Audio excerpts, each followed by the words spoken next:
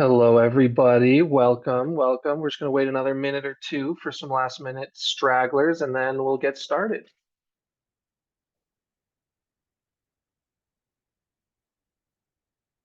Hannah, nice to meet you. Nice to meet you as well. Have you prepared any slides or anything like that? Would you like to screen share? Yes, that would be great. Okay, let me make sure you have that ability.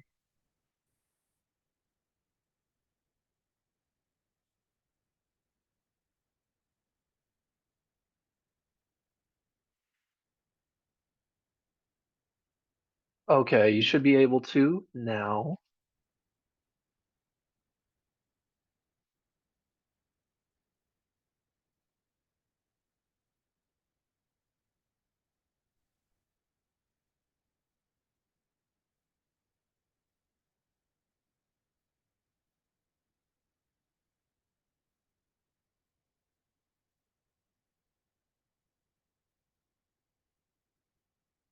Oh, I had myself muted. Okay, are y'all looking at the right slide deck? Yeah, we see Medicaid criminal justice reentry services and jails. Perfect. Well, let me know if you want me to get started or if you wanted to wait for more folks to hop on. Let's give it 2 minutes. Perfect.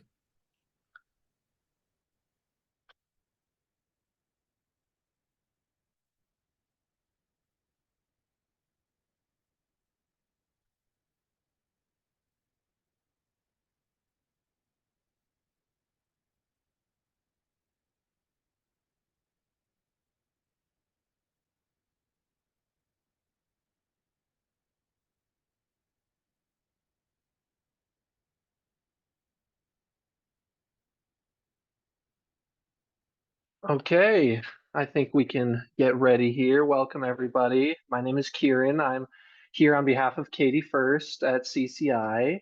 So, if you guys have any questions, feel free to throw them in the chat or use the hand raised feature in Zoom. Hannah and I will keep an eye out for those as they pop up. And in the meantime, I think everybody is here. Got about 30 people, so I'm going to turn it over to Hannah. She has some slides ready for you all on county Medicaid coverage in jails. Hello, everybody. My name is Hannah. If you were here a couple months ago, then we probably already met. I am the Criminal Justice Policy Advisor at HCPF, our Medicaid agency. And I am going to go over a few things. I wanted to start with a recap of the information we provided in our last meeting because I know that it was a lot of information. So going to go back over some of that. And then Katie let us know that there were some questions about continuous eligibility and a recent notice of funding opportunity that came out from CMS. So I'm going to share some information on those two topics and then probably always land on what our next steps are. So as a refresher, I think the big project that folks are most interested in is our 1115 reentry waiver services. I think that this slide really helps to lay out who's eligible for those services and what is going to become Medicaid billable. We have another slide later on that will go over the time frame for these services, but I think the date that is most significant for the folks on this call will be July of 2026. These dates do come out of House Bill 24-1045, which gave HCPF authority to request federal authority to then offer these reentry services. And we have already submitted that application and that request that went in April. And so we're in the kind of the same stage that we were in last time we met. That request is still with CMS and we are waiting on their approval. We are anticipating CMS approval in the first quarter of next calendar year. So really not too far from now.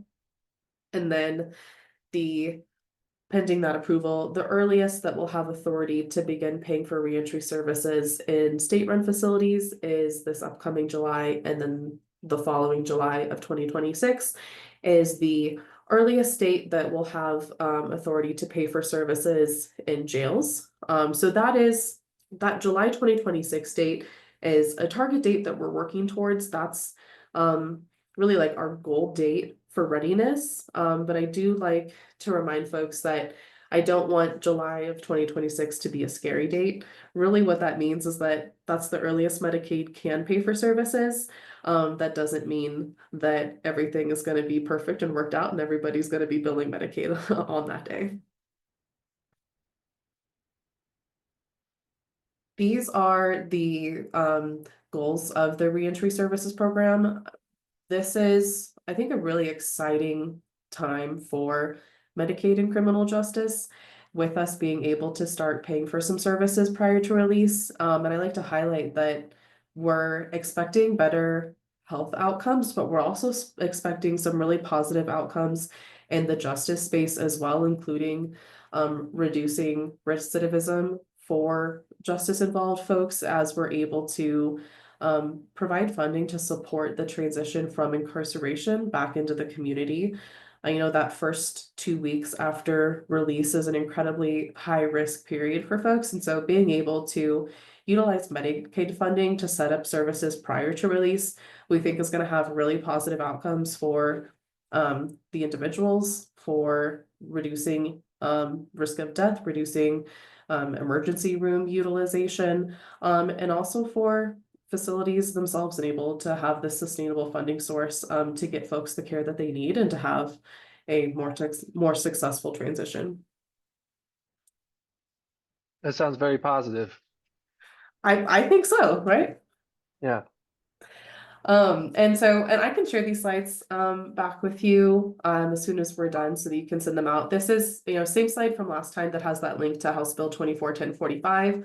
I wanted to remind folks of this because that House bill does have some requirements for jails that want to offer Medicaid reentry services. They are kind of broad when you read it, but it does require that jails demonstrate a commitment to diversion or deflection efforts as kind of a component of wanting to offer these services. This is that timeline I mentioned. We are in this first stage right now of awaiting federal approval of our reentry waiver. And what we really are focusing on right now is planning for what implementation of these services is going to look like.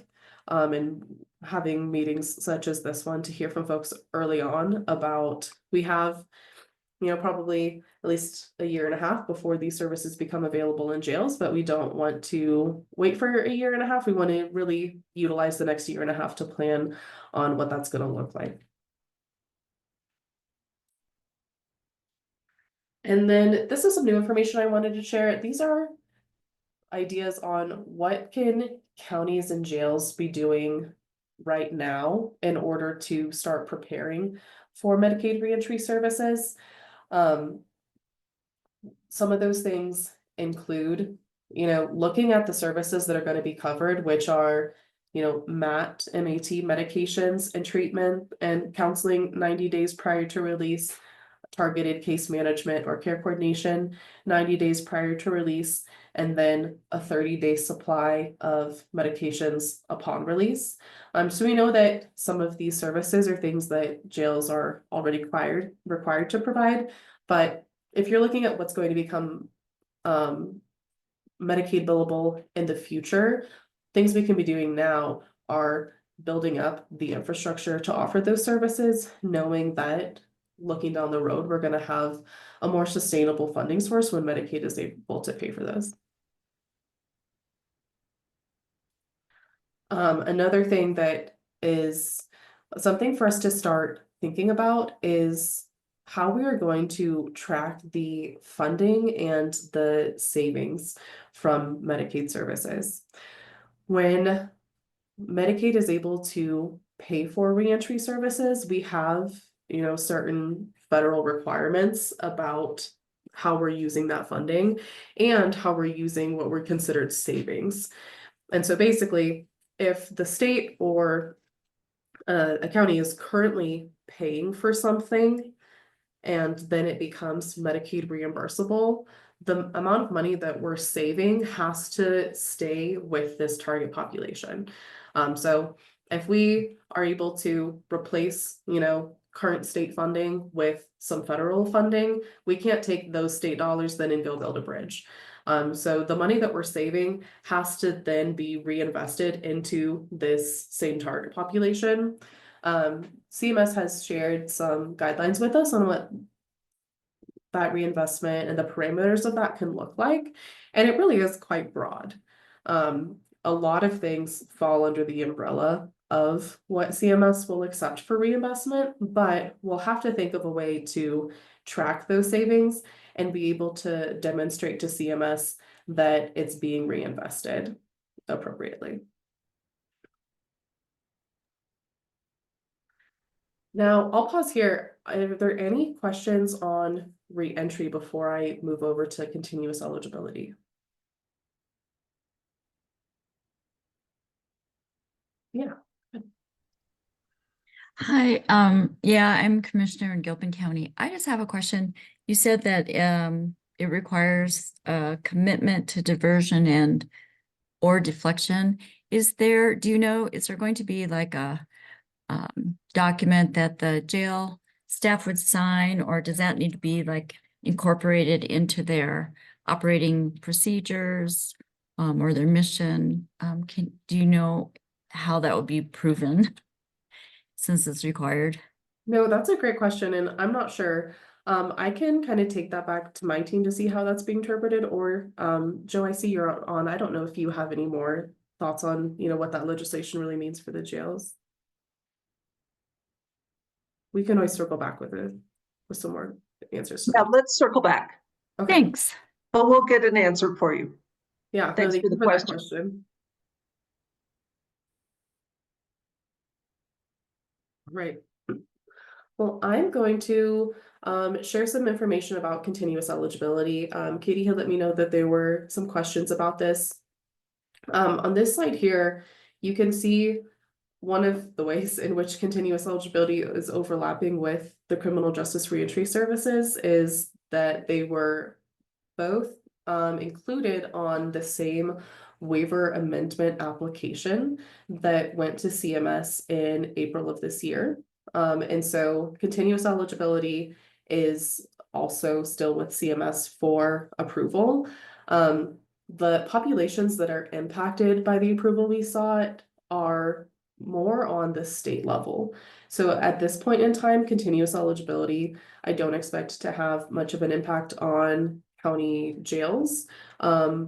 The population that we were authorized under House Bill 23-1300 to request continuous eligibility for was specifically adults who are releasing from the Colorado Department of Corrections. And for those individuals, we have requested to provide 12 months of continuous Medicaid coverage that is, regardless of fluctuations in income. I think this is going to be really positive for our members. We've heard feedback from the community that it is really challenging to stabilize after release from incarceration when you're trying to seek a job and then you get a little bit of income and then you lose your health insurance, and trying to walk that line is really challenging. And so this is, I think, a really positive move in the right direction of increasing stability for members when they're releasing from prison specifically. And then where continuous eligibility impacts the jails, I think, is more on the feasibility study side of things. So the same legislation that gave HCPF authority to request continuous eligibility for the adults for 12 months releasing from Department of Corrections also mandated that HCPF do a feasibility study on a much broader population. There are a lot of populations on this slide. Over here on the left, continuous coverage for adults on parole, community corrections, and releasing from any carceral setting is included in this feasibility study. The study or the bill doesn't give us authority to implement continuous eligibility for any of the populations in the study, but we are looking into what the feasibility and cost would be to offer continuous eligibility for these populations. And so this is where I really see the impact on the county level, is that we are studying what it would look like for that population.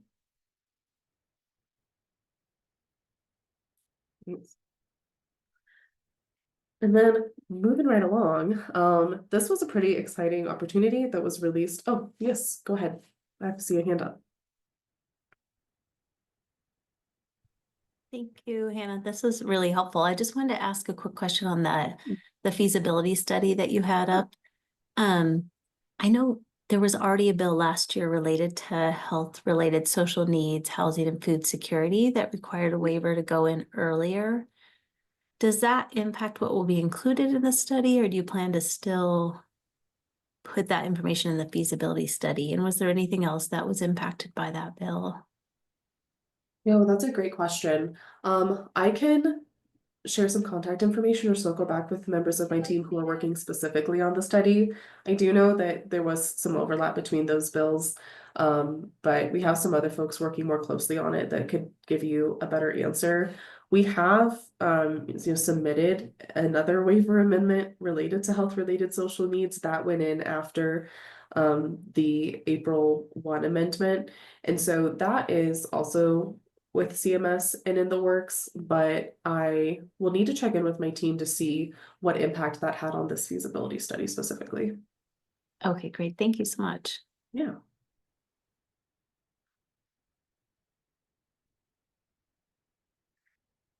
And so for this is the notice of funding opportunity that Katie had also asked about. This was released last month, that CMS, our federal counterpart, has funding available that was appropriated through the Consolidated Appropriations Act of 2024. That is kind of in response to some requirements that came through the Consolidated Appropriations Act of 2023. The 2023 Act put in some minimum requirements for states to offer reentry services to youth specifically. And then this funding came in the CAA of the following year to support states planning for readiness to offer reentry services. Colorado does intend to apply, so HCPF will be submitting that application. The application is limited to states' Medicaid and CHIP agencies. So HCPF is the one who has to apply in order for Colorado to receive this funding. And we are planning to apply for cohort 2 for this funding opportunity. And so that gives us until March 17th of next year in order to apply for the funding. We have decided, of course, that we're applying and which cohort we're going with, but still really need to develop our ideas on what we are going to put in that application and what we're going to request to utilize this funding for. So very exciting, still in the very early stages, but happy that we are aware of and planning to apply for this federal funding to support our readiness for reentry services.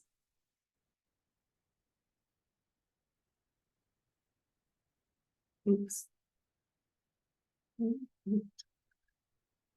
And yeah, go ahead. Apologize, I wondered, is there a definition for public institutions in the funding opportunity? Does it go beyond jails and state correctional facilities at all? When it says, are you talking about like continuity of care for individuals in a public institution? Yes.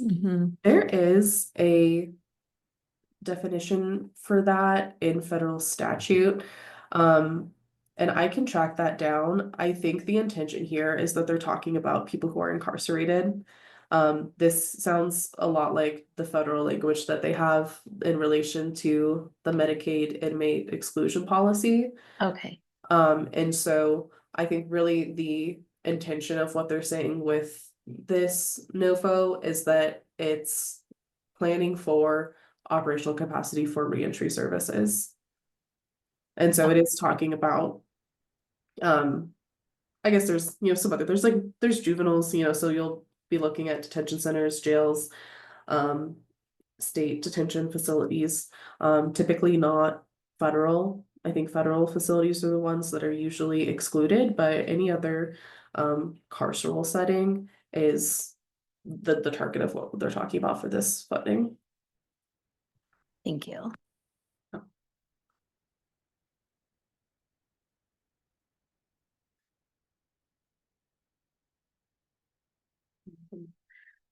And so moving forward for our next steps of implementation planning and engagement, HCPF is going to be attending the next quarterly JBBS meeting to engage with the jail and JBBS staff who are present there and discuss how they want to engage with us and what the most effective way is to work with them to plan for Medicaid reentry services.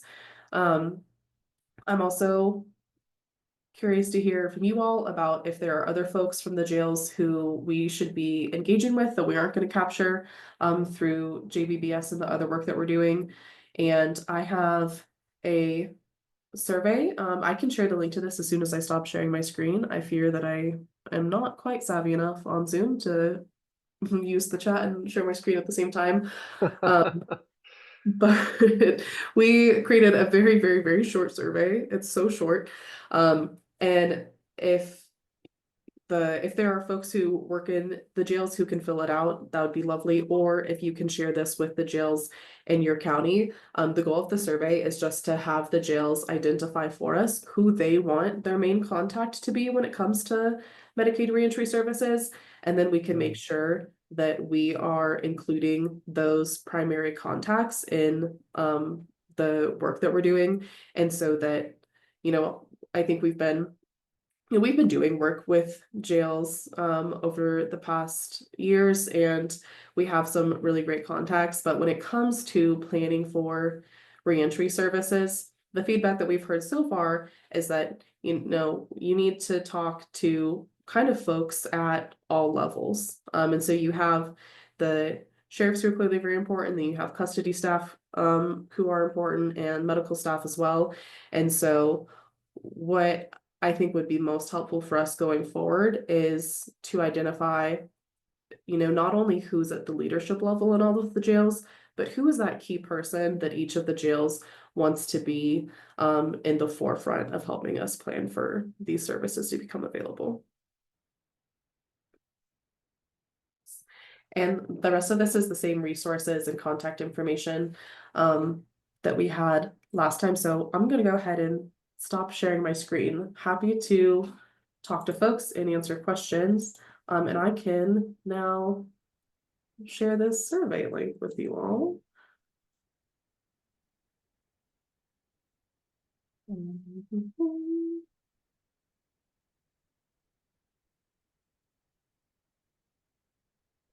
I believe one of the only outstanding questions that we had, assuming there's not any new ones, was what that requirement for the jails to commit to diversion and deflection really entails. Yeah. But yeah, go ahead and share that in the chat. We have a survey that she has linked there. You guys should all be able to see that. And I'm making some notes for myself on some questions that we were going to follow up on. I have that one about what the diversion deflection requirements really look like, and then what the impact of the HRSN bill on the 1300 feasibility study is. Is there anything if you want, Hannah, else that I'm missing that came up? Oh, sorry, what was that, Melissa? I can actually speak to the 1300 and 1302 bills. Awesome, please go ahead. And there really isn't any conflict. So 1302, we at the department have been lovingly referring to it as the Representative Brown bill. That was rushed through at the end of last session, that basically gave us permission to pursue an amendment if early in our feasibility efforts we determined that that was something that we would be able to do. without having additional costs go to basically the state, right? So we would not, it would be budget neutral, a budget neutral endeavor to the state. And so then after some collaboration with our governor's office, they're like, hit the ground running. Our federal partners were like, hey, cool, if you can do this in the next 60 days, we promise to look at this at the first quarter of the next calendar year. And so we at HCPF managed to put the fastest 1115 amendment. It's either the fastest or the second fastest in CMS history. So we're groundbreaking here in Colorado. And so we'll continue to look at efforts related to nutrition. We'll do the feasibility study as required under 1300, and we'll continue to put out the full feasibility study that's required under, I just cannot remember if it was 1302 or 1322.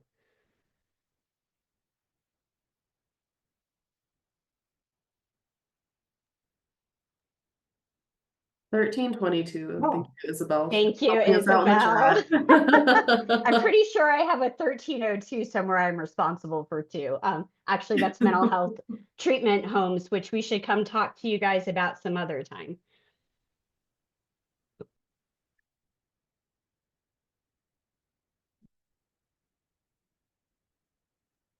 Yeah, just wanted to say congrats on getting the waiver through so quickly. That's exciting to hear. We were supportive of Rep. Brown's bill, but we also saw that, you know, I'm excited to see that feasibility is continuing, because I think some of the services that are provided around housing, especially tenant supportive services, we didn't see as clearly delineated in the waiver, or may not be eligible. And that's an area where for Boulder County around homelessness, we're seeing a lot of need and a lot of cost. And so we'll just stay engaged for that full feasibility study as well. So excited to hear that's still ongoing. But congrats, that's amazing to do it that fast. Yeah, and just I don't know if we didn't articulate it well, but the amendment, so it's the second amendment to our current 1115 that we submitted, was specifically for the housing and nutrition. And it does cover tenancy supports. But the nutritional pieces are actually, which was confusing for me at first, the nutritional services that we're exploring right now through the feasibility are tied to the folks that will receive the housing services. So that was kind of an interesting distinction to kind of start that rollout. And just, you know, remember, this is like our initial effort into this realm. And once we get started, there's going to be more and more opportunity.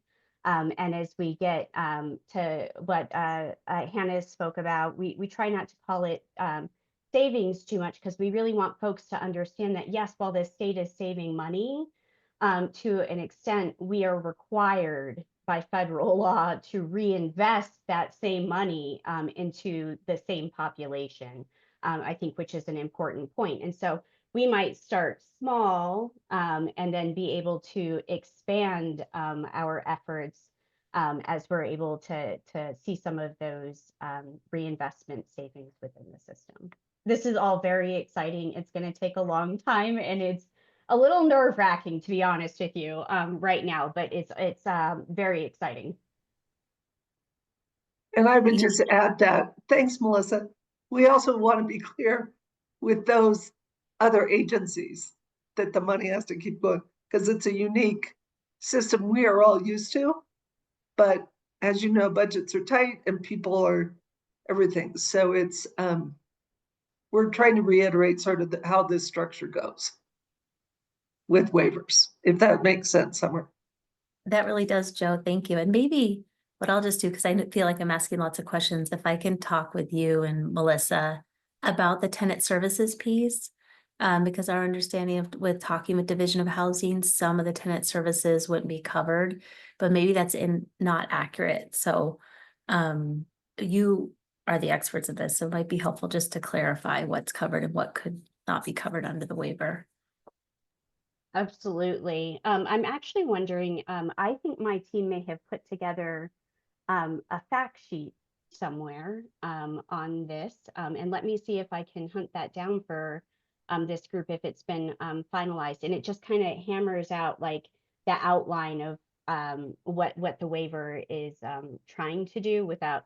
There is a lot of words in our waiver amendment, and it's interesting the way that CMS structures those applications too. They're not really easy to read and digest. So let's see if we can pull out some of the main talking points for you guys, and then send them over, and then we can get some additional conversations or clarifications even going as well. Great, thank you.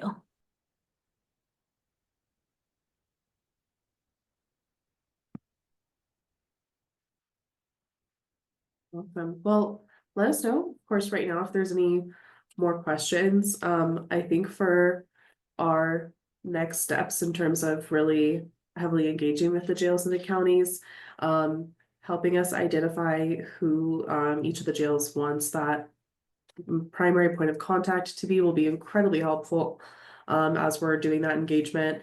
And then I know this meeting we have scheduled as a quarterly check-in. So I think Katie already has the next several on the books for us. So if more things or more questions come up over the next couple months, please let me know or let Katie know. And we can just come to the meeting next time, hopefully with answers to more of your questions.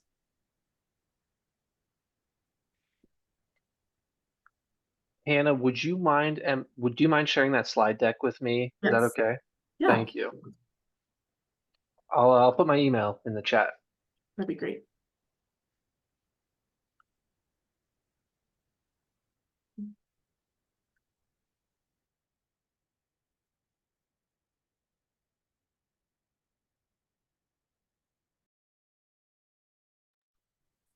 Well, if there are no more questions, we can end it here. You have another minute or two to click on that survey and get it in your web browser if you haven't already. Got another email in the chat there for you, Katie. Thank you. Katie, Hannah, sorry. And thank you so much, everyone, for coming. Pleasure to host you. Thanks, everybody. Thank you.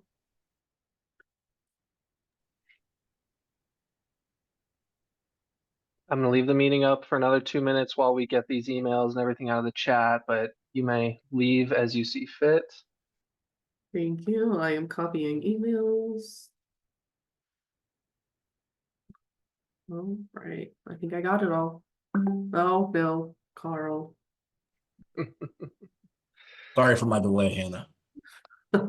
How dare you? I should have your email anyways. Yeah, There you got we mine. go. Nicely done. Thank you very much. Thanks.